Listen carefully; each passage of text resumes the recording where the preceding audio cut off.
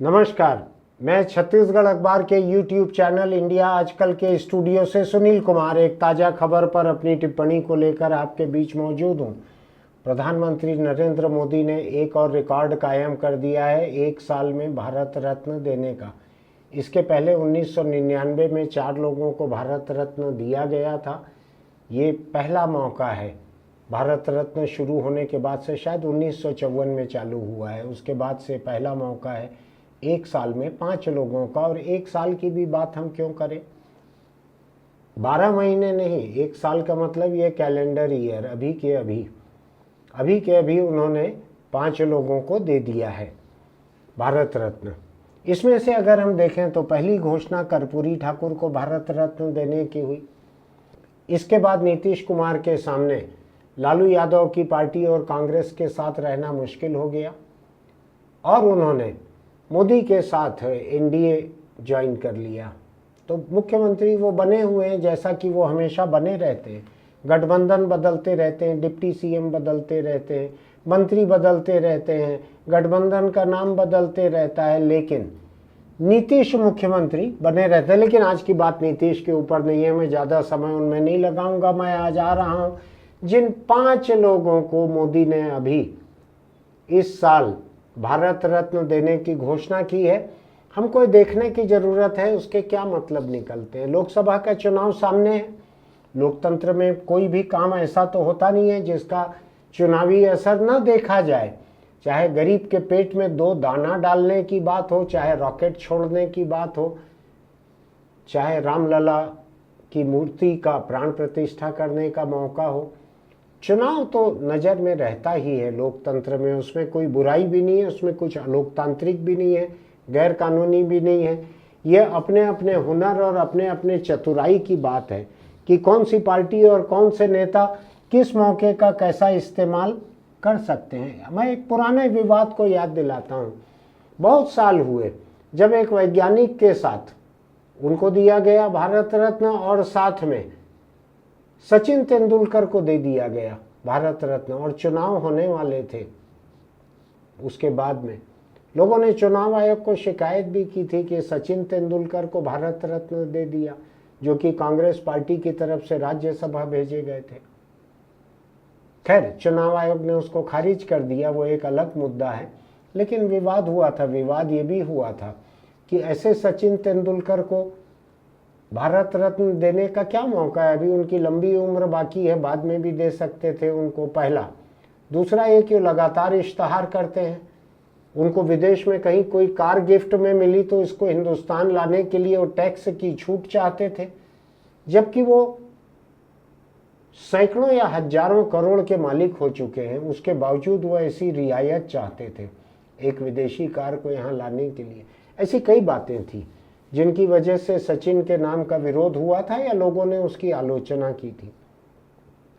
लेकिन मैं अभी देखता हूं कि मोदी ने जिन 5 लोगों के नाम की अभी घोषणा की, उसमें सबसे पहला नाम बिहार के 2 बार मुख्यमंत्री रहे हुए कर्पूरी ठाकुर का था, जो इतने गरीब थे कि जब वो मरे तो उनके बाप के मकान में, बाप के बनाए हुए मकान में एक खपरेल भी नहीं जुड़ा था, 1 इंच जमीन नहीं जुड़ी थी, उनके पास कुछ जुड़ा हुआ नहीं था। 2 बार मुख्यमंत्री, शायद 10 बार विधायक या 8 बार विधायक, विपक्ष के नेता, सब कुछ रहे हुए थे, मंत्री रहे हुए थे, कुछ नहीं था उनके पास में। उन्होंने कुनबा परस्ती भी नहीं की, जीते जी अपने आल औलाद को भी आगे नहीं बढ़ाया। कुनबा परस्ती का बिहार के मामले में खास मकसद है, इसलिए मैं कह रहा हूँ इस बात को। और नीतीश ने लालू के साथ गठबंधन को तोड़ने की घोषणा के पहले कुनबा परस्ती की आलोचना की थी, जो कि एक किस्म से भूमिका तैयार हुई थी लालू को छोड़ने के। लेकिन मैं नीतीश पे बात करने के लिए आज यहाँ पे नहीं हूँ, मैं कर्पूरी ठाकुर पर बात करने के लिए हूँ। कर्पूरी ठाकुर बिहार के अति पिछड़े वर्ग के नाई समाज से आने वाले नेता थे। पूरे देश में मिलाकर नाई समाज के बहुत नेता नहीं होंगे, लेकिन नाई समाज के किसी व्यक्ति को भारत रत्न मिलना ये बड़ी बात है। मेरा ये मानना है कि पूरे देश में जहाँ भी जो नाई समाज के लोग होंगे उनके लिए बड़े गौरव की बात होगी। और मोदी का उपकार, एहसान, तोहफा, फैसला, जो भी कहें आप, उसको भूल नहीं पाएगा नाई समाज। ये एक बात हुई। जिस बिहार के थे कर्पूरी ठाकुर, अविभाजित बिहार था, बिहार और झारखंड दोनों जगह, बिहार और झारखंड दोनों इलाके जो आज दो प्रदेश हैं उस समय एक थे। वहाँ की सीटों को अगर मैं देखता हूँ तो 54 लोकसभा सीटें होती हैं, 54 सीटें। उन पर उसका किसी न किसी तरह का असर इस चुनाव में देखने मिलेगा। मोदी की पार्टी को, एनडीए गठबंधन को बिहार झारखंड में कर्पूरी ठाकुर को भारत रत्न देने का एक फायदा मिलेगा ही मिलेगा। कितना मिलेगा मुझको नहीं मालूम। राज्य स्तर पर एक अलग फायदा बनाने के लिए, पाने के लिए मोदी ने नीतीश कुमार को एक दूसरे गठबंधन से तोड़ के एक बार फिर अपने गठबंधन में लाने का फैसला किया। लोगों ने मजाक भी उड़ाया सोशल मीडिया में। कई लोगों ने कहा कि जब पिछली बार एनडीए को छोड़कर नीतीश लालू के साथ चले गए थे, कांग्रेस के साथ चले गए थे, तो अमित शाह ने कहा था भाजपा के दरवाजे नीतीश के लिए हमेशा के लिए बंद हो गए, ऐसा कहा था। अभी जब फिर उनको लिया गया भाजपा एनडीए में तो लोगों ने मजाक किया। ट्विटर पर लोगों ने लिखा कि अमित शाह ने नीतीश के लिए दरवाजे तो बंद कर दिए थे एनडीए के, भाजपा के, लेकिन कुंडी नहीं लगाई थी, इसलिए नीतीश फिर भीतर आ गए। तो एक कुंडी वाली बात मजाक की है। मैं दूसरे पे आता हूँ। दूसरा जो भारत रत्न घोषित किया नरेंद्र मोदी ने वो है लाल कृष्ण आडवाणी को। लाल कृष्ण आडवाणी को ये भारत रत्न रामलला के मंदिर में प्राण प्रतिष्ठा के तुरंत बाद ही दिया गया। ये इसके महत्व को समझने की ज़रूरत है। इस देश में 1990 में जब राम जन्मभूमि का आंदोलन चला कि जिस जगह पर बाबरी मस्जिद है वहाँ पर रामलला का मंदिर बनना चाहिए, मंदिर वहीं बनाएंगे, इस नारे के साथ जब गुजरात से सोमनाथ से रथ यात्रा निकाली थी लाल कृष्ण आडवाणी ने, जिसको उस वक्त बिहार में लालू ने रोक दिया था, जाने नहीं दिया था आगे। उस रथ यात्रा में एक चेहरा था जो लोगों को उस समय पहचान में नहीं आता था, 90 में, अब पहचान में आता है। वो नरेंद्र मोदी का चेहरा था, दाढ़ी वाला एक प्रचारक आरएसएस का, उनके साथ रथ पर यानी ट्रक बस जो भी कहें उस पर सवार दिखता था। तो वो नरेंद्र मोदी जो हैं अब प्रधानमंत्री बने हैं। आडवाणी अपनी उम्र की वजह से रिटायर हो गए। वैसे भी अटल बिहारी वाजपेयी के साथ तो उप प्रधानमंत्री बनना आडवाणी का ठीक लगता था, उन दोनों की जोड़ी ऐसी थी। लेकिन जब प्रधानमंत्री नरेंद्र मोदी बन रहे हैं, उनके नाम पे चुनाव जीता जा रहा है, तो आडवाणी के लिए कुछ भी मुमकिन नहीं था। न भाजपा अध्यक्ष बनना, न उप प्रधानमंत्री बनना, न मंत्री बनना, न कहीं का राज्यपाल बनना। तो वो शांति से मार्गदर्शक मंडल में चले गए थे, रिटायर हो गए थे, वानप्रस्थ आश्रम भाजपा का, वहाँ चले गए थे। अभी थोड़ा देश में बेचैनी कुछ लोगों को हुई थी कि रामलला की प्राण प्रतिष्ठा में आडवाणी को नहीं बुलाया गया। तकनीकी रूप से उनको इन्विटेशन दिया गया, लेकिन राम जन्मभूमि ट्रस्ट ने कह दिया आपकी उम्र बहुत है, यहाँ ठंड बहुत है, आपके घुटने बदले गए हैं, आप मत आओ तो अच्छा रहेगा। उनको मना कर दिया। मेरे घर में कोई शादी का न्योता लेके आए और मुझको कहे कि हम न्योता लेके आए हैं, आपकी शुभकामनाएं चाहिए, लेकिन आप उस शादी में आना मत, वहाँ पे एक ऐसा पेड़ है जिससे आपको एलर्जी है, या ऐसे नेता आएंगे जो आपको पसंद नहीं करते हैं, तो बुलाना और ना बुलाना इसमें किसको बड़ा मालूम है। तो आडवाणी को ऐसे मना कर दिया गया था वहाँ आने से। सड़क की भाषा में कहें तो कुछ ऐसा था कि दिखना मत वहाँ पर। इस बात को लेकर देश भर में ट्रस्ट की बड़ी फजीहत हुई। ट्रस्ट के साथ साथ प्रधानमंत्री नरेंद्र मोदी की भी आलोचना हुई, क्योंकि दुनिया इस बात को जानती है कि ये ट्रस्ट जो है कोई प्रधानमंत्री से परे का ट्रस्ट नहीं है, उन्हीं की मर्जी से चल रहा है। प्रधानमंत्री के एक वक्त के सलाहकार रहे एक व्यक्ति वहाँ ट्रस्ट में रखे गए, सब देख रहे थे। तो खैर नरेंद्र मोदी ने वो जो आलोचना पार्टी के भीतर पुराने लोगों के बीच, जनसंघ के समय के लोगों के बीच हुई, भाजपा के लोगों के बीच हुई, जिन्होंने आडवाणी के लिए अपने मन में बहुत इज्जत बचा कर रखी हुई है, मुझको ऐसा लगता है कि लाल कृष्ण आडवाणी के लिए भी इस चुनाव के पहले पहले भाजपा के भीतर की बेचैनी लोगों का मुंह बंद करने के लिए और राम जन्मभूमि आंदोलन, मंदिर वहीं बनाएंगे आंदोलन में उनके योगदान को स्थापित करने के लिए, उसका सम्मान करने के लिए नरेंद्र मोदी ने लाल कृष्ण आडवाणी को भारत रत्न देने की घोषणा की। इसके बाद 3 नाम एक साथ आए हैं, जल्दी जल्दी आ रहे हैं ये सब नाम। 3 नाम एक साथ आए, जिसमें पहला नाम है चौधरी चरण सिंह का। चौधरी चरण सिंह देश के प्रधानमंत्री भी कुछ अरसे के लिए रहे, आपको याद होगा, कम अरसे के लिए रहे। उत्तर प्रदेश के मुख्यमंत्री रहे, वो बहुत बड़े नेता थे, किसान नेता बहुत बड़े थे। नेहरू तक से उनका टकराव होता था एक किसानों के हित के लिए। उन्होंने किसानों के हित के बहुत सारे कार्यक्रम अपने मुख्यमंत्री रहते हुए चलाए। प्रधानमंत्री रहे या केंद्र सरकार में रहे तो उनका किसानों के लिए रुझान, लगाव साफ साफ दिखते रहा।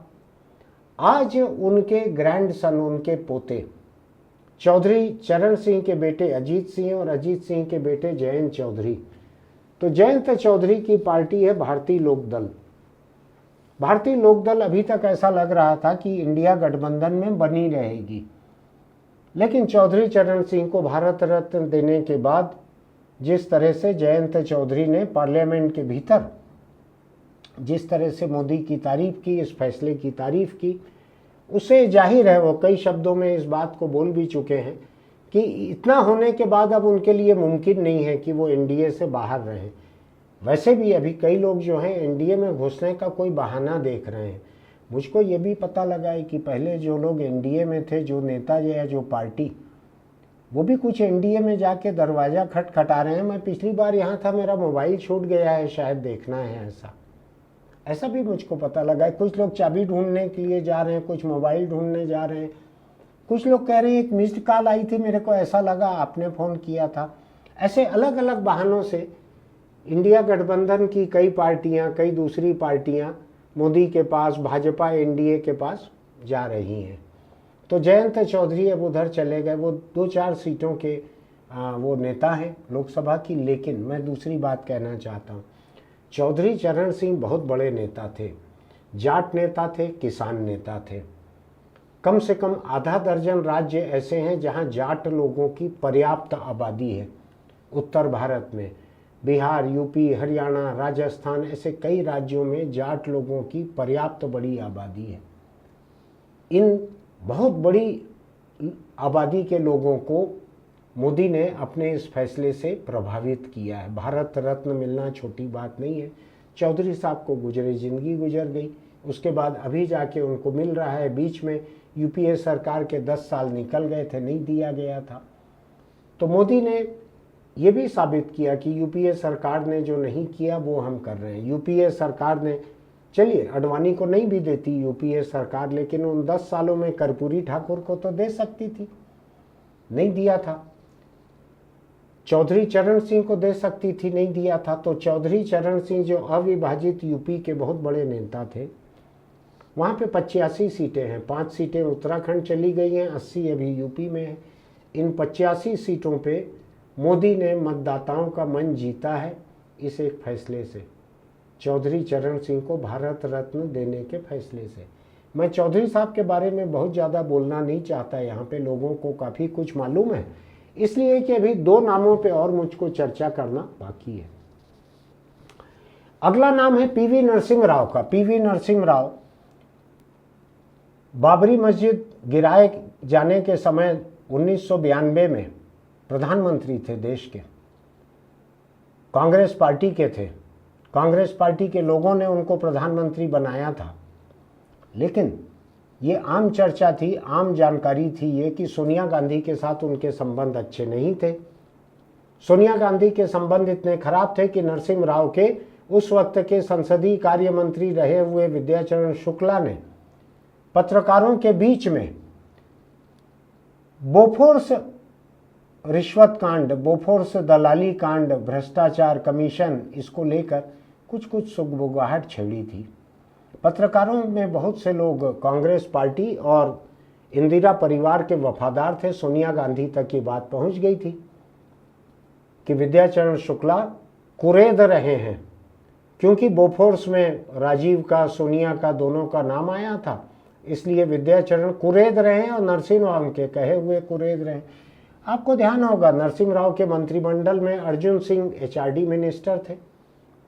वो अपने आप को 2 नंबर का मानते थे, हालांकि प्रणब मुखर्जी जैसे लोग उनसे सीनियर थे वहाँ पे, लेकिन राजनीतिक रूप से अर्जुन सिंह अपने आप को वजनदार मानते थे। उन्होंने नरसिम्हा राव से कहा भी था कि बाबरी मस्जिद गिराने के लिए जो तैयारी चल रही है वहाँ इजाज़त नहीं देनी चाहिए कार सेवा की। उन्होंने ये भी कहा था कि बाबरी मस्जिद गिर गई है तो आपको इस्तीफा दे देना चाहिए। कई तरह के सुझाव उन्होंने दिए थे। अर्जुन सिंह सोनिया गांधी के वफादार थे। नरसिम्हा राव सोनिया गांधी से परे चल रहे थे, एक निष्पक्ष और स्वतंत्र की हैसियत से वो काम कर रहे थे। कई लोगों को लग रहा है कि वो सोनिया के खिलाफ एक अभियान भी चला रहे थे, मैं उस पर अभी नहीं जाता। PV नरसिम्हा राव को भारत रत्न देने का मोदी का फैसला एक किस्म से कांग्रेस के मुंह पे तमाचा है कि तुमने 10 साल अपनी सरकार रहते हुए नरसिम्हा राव को ये नहीं दिया भारत रत्न। ये पहली बात। दूसरी बात, लोगों को ये भी याद है, दिल्ली के लोगों को, कि नरसिम्हा राव की मृत्यु होने पर जब ये बात आई कि उनका अंतिम संस्कार कहाँ किया जाए, तो ऐसी जन चर्चा है कि सोनिया गांधी के तरफ से कांग्रेस पार्टी के कई नेताओं ने नरसिम्हा राव के परिवार के ऊपर यह दबाव डाला कि आंध्र ले जाकर उनका अंतिम संस्कार किया जाए, दिल्ली में न किया जाए। उसकी एक वजह जो लोग बताते हैं, मुझको नहीं मालूम सच है या नहीं, लोग बताते हैं दिल्ली में अगर अंतिम संस्कार होता तो वहाँ जो जवाहरलाल नेहरू, इंदिरा गांधी, राजीव गांधी, संजय गांधी, इन सब की जो समाधियां बनी हुई हैं, वहाँ पर नरसिम्हा राव की समाधि को जगह मिली रहती, तो वहाँ नहीं होने दिया गया है, ऐसा लोगों का कहना है। कांग्रेस पार्टी नहीं चाहती थी कि नरसिम्हा राव को वहाँ पर उस कतार में जगह दी जाए। अगर ऐसा है तो भी और नहीं है तो भी मोदी ने PV नरसिम्हा राव को भारत रत्न देकर कांग्रेस के लिए एक असुविधा खड़ी की है। कांग्रेस किस मुंह से आलोचना करेगी नेहरू की और भारत रत्न देने की, क्योंकि नरसिम्हा राव थे तो कांग्रेस पार्टी के ही प्रधानमंत्री। अब मैं दूसरी तरह से अगर देखूं तो मैं आंध्र को देखता हूं, आंध्र जो कि आज 2 हिस्से में बटा हुआ है, आंध्र और तेलंगाना। लेकिन नरसिम्हा राव जब थे तब आंध्र एक ही था। 42 सीटें लोकसभा की थी वहां पे, तो मोदी ने इन 42 सीटों पे NDA और भाजपा के प्रति एक सहानुभूति, एक समर्थन पैदा किया है। PV नरसिम्हा राव को भारत रत्न देकर। ये याद रखने की जरूरत है कि अभी अभी जो चुनाव हुआ है तेलंगाना में, उसमें भाजपा कहीं भी नहीं थी। कांग्रेस ने एक तरफा जीत पाई है तेलंगाना में विधानसभा चुनाव में, इसलिए भी भाजपा को कुछ न कुछ करना था आंध्र तेलंगाना को प्रभावित करने के लिए। PV नरसिम्हा राव को भारत रत्न देना आंध्र और तेलंगाना में चुनाव प्रचार का एक हिस्सा है। लेकिन मैं फिर आपको कह रहा हूं कि मैं ऐसे किसी भी लोकतांत्रिक चुनाव प्रचार के खिलाफ नहीं हूं जो कि कानून के दायरे में रख कर लिया जाता है। कई पार्टियों की सरकारें, कई प्रधानमंत्री ऐसे फैसले लेते आए हैं कि किसी प्रदेश में अगर चुनाव होना है तो उसके पहले उस प्रदेश के किसी व्यक्ति को भारत रत्न दे दिया जाए। एक मेरे सामने एक पुरानी जानकारी है, 1977, बहुत पुरानी बात है, 1977। उस वक्त इस बात को लेकर आलोचना हुई थी उसके पहले कि इंदिरा गांधी ने प्रधानमंत्री रहते हुए तमिलनाडु के मुख्यमंत्री, जो एक सबसे लोकप्रिय मुख्यमंत्री थे, के कामराज, कांग्रेस पार्टी के थे, उनको 1977 के चुनाव के पहले भारत रत्न देकर इंदिरा गांधी ने साधने की कोशिश की थी तमिलनाडु के मतदाताओं को। ऐसे बहुत सारे विवाद हैं, ऐसी बहुत सारी लिस्ट है, मैं उस पूरे में अभी नहीं जा रहा हूं, लेकिन मैं इसमें जरूर जा रहा हूं कि PV नरसिम्हा राव को देकर भारत रत्न मोदी ने आंध्र तेलंगाना की 42 सीटों पर अपने लिए एक हमदर्दी तारीफ हासिल की है। अब अभी तक के जो 5 भारत रत्न इस बार आ गए हैं इस साल, मैं उसमें से आखिरी की तरफ बढ़ रहा हूं। डॉक्टर MS स्वामीनाथन इस देश के कृषि वैज्ञानिक थे। उनको इस देश की हरित क्रांति का जनक माना जाता है, green revolution, father of green revolution ऐसा भी कहा जाता है उनको। उनके सम्मान में क्या क्या सम्मान उनको नहीं मिले, भारत रत्न नहीं मिला था, बाकी बहुत सारे सम्मान मिले हुए हैं उनको, अंतर्राष्ट्रीय सम्मान भी बहुत मिले हुए हैं। ऐसा माना जाता है कि ये देश, जो कि मैंने अपने बचपन में देखा हुआ है, PL 480 का जो गेहूं आता था अमेरिका से, एकदम लाल रंग का गेहूं, एकदम कड़ी रोटी बनती थी उसकी, राशन दुकान से एक बच्चे के हैसियत से मैं उसको 2-2 झोलों में लेकर जाता था, छोटा बच्चा था लेकिन लेके जाता था राशन दुकान से, ऐसा लाल गेहूं रहता था एकदम।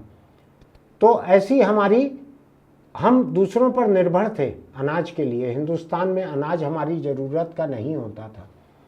वहाँ से लेकर हमको फूड सरप्लस देश बनाने में लोगों का ये मानना है कि MS स्वामीनाथन का सबसे बड़ा योगदान है। इन्होंने अधिक उपज वाली फसलें तैयार की, ऐसे बीज तैयार किए, नस्लें तैयार की इन्होंने, और कई किस्म से प्रति एकड़ रकबा में फसल को बढ़ाने का काम किया। इन्होंने बहुत तरह के वैज्ञानिक प्रयोग किए। तो इनके योगदान के लिए इनको डॉक्टर MS स्वामीनाथन को मोदी ने जब भारत रत्न की घोषणा की है, तो ये समझ लेना चाहिए, मैं MS स्वामीनाथन के बारे में पढ़ रहा था, तो MS स्वामीनाथन जो हैं तमिलनाडु के हैं। तमिलनाडु में मद्रास रेसिडेंसी उस समय होती थी, मद्रास के आसपास का इलाका, आपको अंग्रेज़ों के वक्त का अगर याद हो ना हो, एक कलकत्ता प्रेसिडेंसी होती थी, मुंबई, मद्रास, ऐसा शायद 3 प्रेसिडेंसी तो मुझको याद पड़ रही है। जो आज वहाँ पे तंजावुर नाम की जगह है, ये तंजौर जिले में 1925 में पैदा हुए थे MS स्वामीनाथन, तमिलनाडु के थे। तमिलनाडु के निकले हुए एक व्यक्ति ने पूरे देश को खाना दिया, सबका पेट भर दिया, पूरे देश की भूख खत्म कर दी। तमिलनाडु के लोग समझते हैं इस महत्व को कि हमारी धरती के एक बेटे ने, हमारे एक माटी पुत्र ने पूरे देश की भूख खत्म कर दी। ये समझते हैं तमिलनाडु के लोग। शायद आपको याद हो ना हो, MGR के समय से, जयललिता के समय से, DMK के समय से, हर समय तमिलनाडु पूरे देश का अव्वल राज्य रहता है लोगों को भरपेट खाना देने में, चाहे वो स्कूली बच्चों का मिड डे मील हो, चाहे स्कूली बच्चों को नाश्ता हो, चाहे अम्मा इडली किचन हो जहाँ 5 रुपए में पेट भर इडली मिल जाए या खाना मिल जाए। ऐसे तरह तरह से तमिलनाडु जो है लोगों के खाने का ख्याल रखता है। ये मुमकिन आज इसीलिए हो पाया है कि तमिलनाडु से निकले हुए MS स्वामीनाथन, उन्होंने कृषि विज्ञान से और देश के मौलिक कृषि विज्ञान से, अपने घरेलू कृषि विज्ञान से इस देश में एक हरित क्रांति लाई। मैं हरित क्रांति के बारे में अभी पूरा कहना नहीं चाहता, मैं भारत रत्न के बारे में कह रहा हूँ। इसलिए तमिलनाडु में 39 सीटें हैं लोकसभा की। अभी वहाँ पर सत्तारूढ़ पार्टी जो है DMK, उससे काफ़ी टकराव है BJP का, NDA का। तो वहाँ पर लोगों को खुश करना, मतदाताओं को, MS स्वामीनाथन तमिलनाडु के बेटे, उनको अगर ये दिया गया है भारत रत्न, तो मेरा मानना है इन 39 लोकसभा सीटों पे मोदी को एक हमदर्दी, समर्थन, शुक्रिया मिल सकता है। इन सब को मिला के अगर मैं देखता हूँ, एक बार फिर गिन दूँ आपको, आंध्र की 42 जिसमें तेलंगाना शामिल है, बिहार 40, झारखंड 14, UP 80, उत्तराखंड 5, तमिलनाडु 39, इन सबको अगर मैं देखता हूँ ये 220 सीटें हो रही हैं। अगर गणित मेरा सही है तो, जो कि कमज़ोर रहता है कई बार, 220 सीटें हैं। लोकसभा की 220 सीटों पर प्रभाव डालने वाले ये 4 भारत रत्न हैं। अडवाणी का अलग है। अडवाणी का प्रभाव, जिसको पैन इंडिया कहते हैं, पूरे भारत में, ऐसा अडवाणी का प्रभाव है। कुछ इलाकों में कम होगा, उत्तर पूर्व में हो सकता है थोड़ा कम होगा, दक्षिण में थोड़ा कम होगा, लेकिन गुजरात, वहाँ से वो चुनाव लड़ चुके हैं, तो पश्चिम राजस्थान उनको अच्छे से जानता है, पूरा काऊ बेल्ट, पूरा हिंदी बेल्ट उनको अच्छे से जानता है, काफ़ी हिस्सा हिंदुस्तान का अडवाणी को जानता है। तो मेरा ये मानना है कि ये 220 सीटें जो मैं आपको गिना रहा हूँ, इन राज्यों की 4 भारत रत्न वाली 220 सीटें, उसके अलावा अडवाणी के असर वाली और सीटें भी हैं। जैसे दिल्ली में वो रहते हैं, दिल्ली से राजनीति करते रहे, वो कई जगहों से वो चुनाव लड़ते रहे, बड़े नेता रहे अडवाणी, और भाजपा के कार्यकर्ता भी खुश हुए होंगे उससे बहुत। आरएसएस, भाजपा, हिंदू, राम भक्त सभी लोग उससे खुश हुए होंगे। जो लोग उस समय कार सेवा में शामिल थे, रथ यात्रा में शामिल थे, ये लोग भी खुश हुए होंगे। तो मेरा ये मानना है कि इन 5 भारत रत्न की घोषणा करके प्रधानमंत्री नरेंद्र मोदी ने 220 सीटें बिल्कुल सीधे सीधे प्रभावित की हैं, जिस हद तक भी हैं। 220 सीटें कम नहीं है। इसके बाद अडवाणी के असर वाली और सीटें। इसके बाद ये भूलना नहीं चाहिए कि चौधरी चरण सिंह की वजह से जो आधा दर्जन राज्यों में जाट वोट प्रभावित हुए हैं, इसके एक महत्व को दूसरे तरीके से भी समझने की जरूरत है। नरेंद्र मोदी अपने पिछले चुनाव के बाद और आने वाले चुनाव के पहले इस बीच में 3 किसान कानून बनाकर बहुत बुरी तरह घिर चुके थे। लंबा आंदोलन चला था किसानों का। किसानों का कहना है कि 650 या 750 मौतें किसानों की उस आंदोलन के दौरान हुई थी। शहीद का दर्जा देते हैं वो कि इतने किसानों की शहादत हुई थी। आखिर में किसान आंदोलन के दबाव में मोदी सरकार को अपने 3 कानून वापस लेने पड़े। 3 कानून वापस लेने पड़े मोदी सरकार को। छोटी शिकस्त नहीं थी, बड़ी शिकस्त थी, लेकिन उसके बाद से अभी तक किसानों के तेवर मोदी सरकार के लिए सीधे नहीं हुए थे। किसी न किसी बात को लेके, कभी पहलवान लड़कियों के मुद्दों को लेके, कभी किसी और मुद्दों को लेके मोदी सरकार के खिलाफ थे किसान। मुझको ऐसा लगता है कि चौधरी चरण सिंह के सम्मान से न केवल जाट, न केवल उत्तर प्रदेश के मतदाता, बल्कि किसानों का भी एक बड़ा तबका संतुष्ट होगा और उनको एक बूस्टर डोज दिया गया है। पहला डोज किसान वर्ग को मिला चौधरी चरण सिंह के भारत रत्न का, और बूस्टर डोज दे दिया गया MS स्वामीनाथन का। मेरा ऐसा मानना है कि इन 2 भारत रत्न को लेकर किसानों में से बहुत सारे लोग, जिनकी भावनाएं आहत थी कि मोदी सरकार हमारी बात नहीं सुन रही है, वो भावनाएं उनके ऊपर एक मरहम लगेगा, ऐसा मेरा मानना है। मैं चुनाव में जीत हार की घोषणा करने यहाँ खड़ा नहीं हुआ हूँ। मैं केवल इन 5 भारत रत्न जो हैं, इनके संदर्भ आपको गिना रहा हूँ। मैं केवल संदर्भ के लिए मैं यहाँ पर आया हूँ।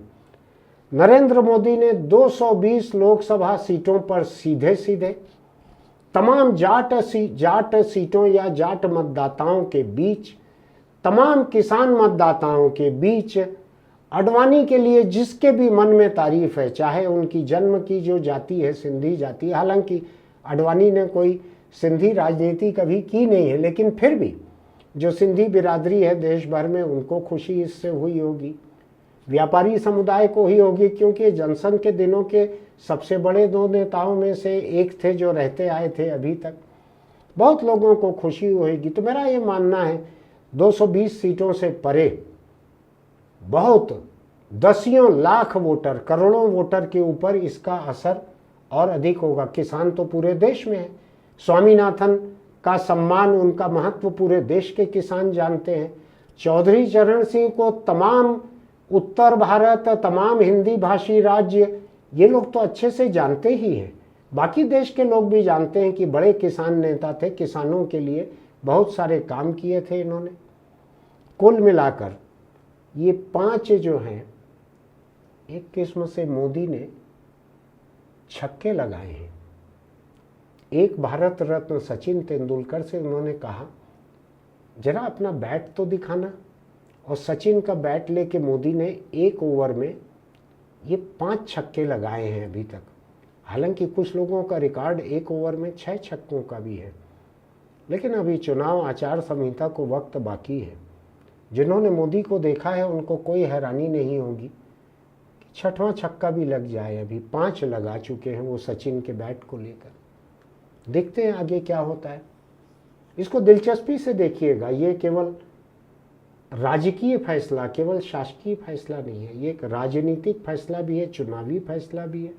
मैं इनमें से किसी नाम से असहमत नहीं हूँ, मैं किसी की आलोचना नहीं कर रहा हूँ, मैं केवल उनके संदर्भ और महत्व को बता रहा हूँ कि इनको देने के पीछे क्या है और देने के बाद क्या होगा, केवल ये बतला रहा हूँ। आपको अगर मेरा ये एडिटोरियल अच्छा लगता है, अखबार में लिखे हुए को एडिटोरियल कहते हैं, तो मैंने वीडियो की वजह से इसको एडिटोरियल कहना चालू कर दिया। ये शब्द अंग्रेजी डिक्शनरी में है नहीं, इसको ढूंढिएगा मत, ये अभी मिलेगा नहीं। हो सकता है 150 साल में ऑक्सफोर्ड इंग्लिश डिक्शनरी इसको शामिल कर ले कहीं से मेरा लिखा हुआ देखकर। तो फिलहाल आपको अगर ये एडिटोरियल अच्छा लगा हो तो हमारे चैनल को सब्सक्राइब कीजिए, इंडिया आजकल को, सब्सक्रिप्शन की बटन दबाइए, नोटिफिकेशन की बटन दबाइए, लाइक कीजिए, दोस्तों का तक इसका लिंक भेजिए, नीचे टिप्पणी में लिखिए आपको इसकी कौन सी बात अच्छी बुरी कैसी लगी आपने, और कोई तर्क हो उनको भी लिखिए इस बारे में। चलते चलते एक छोटी सी अपील आपसे, तंबाकू, बीड़ी, सिगरेट, गुटखा, इन सब का शौक जो है लोगों की जिंदगियां ले रहा है। हमने अभी एक कैंसर की जानकार सुदेशना रोहान को इंटरव्यू किया था, उन्होंने बतलाया कि छत्तीसगढ़ के तमाम किस्म के कैंसरों में 1/4 कैंसर जो हैं वो मुंह के कैंसर हैं। और आप मान लीजिए मुंह का हर कैंसर 99.99% मुंह के कैंसर तंबाकू से ही होते हैं। 1/4 हैं पूरे कैंसर के। आप सोचिए, इनमें से कुछ भी खाने या पीने के पहले क्या आप अपने घर वालों को बेवक्त विदा करके जाना चाहते हैं? कैंसर किसी को नहीं बख्शता। अपने बच्चों का ख्याल रखिए, अपने माँ बाप का ख्याल रखिए, बुढ़ापे में उनके कंधों पर अर्थी बन के मत जाइए। बीड़ी, सिगरेट, तंबाकू, गुटखा छोड़ दीजिए। फिर मिलते हैं।